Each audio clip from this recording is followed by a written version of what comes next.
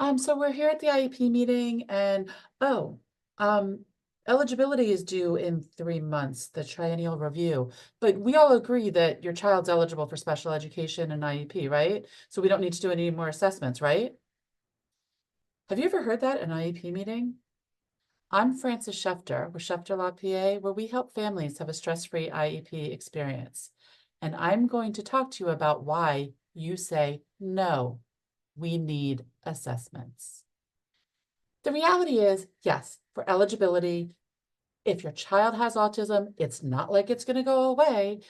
Your child's going to have autism for the rest of his life or her life. If your child has ADHD, same thing. But here's the deal. It's more than just eligibility. It's also to help you as the team to have an IEP that's appropriate. Present levels is a very important part of the IEP. If you've seen my videos, I talk about how that sets up the goals and the supplementary aids and all the other stuff. Because the present levels, it says where your child is, what the strengths are, what the weaknesses are. If you don't have current assessments, this is just the teacher's opinion and potentially some state tests that they do. That's a snapshot. So yes, while those are good pieces, the law clearly says you need a lot of different points of data before making the decision. So you definitely want, at the very, very minimum, academic testing, because that says where your child is, where the strengths are, where the weaknesses are, and how you can develop.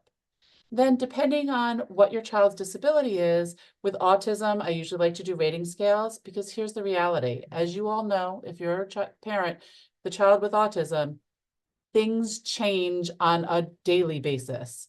So 3 years later, the behaviors that are happening in the classroom are not the same behaviors that are happening 3 years ago. It's all changed. So new checklists are needed to see the behaviors, to see where the struggles are, and see how the school can help your child and develop an appropriate IEP. Same thing for speech, same thing for occupational therapy and physical therapy.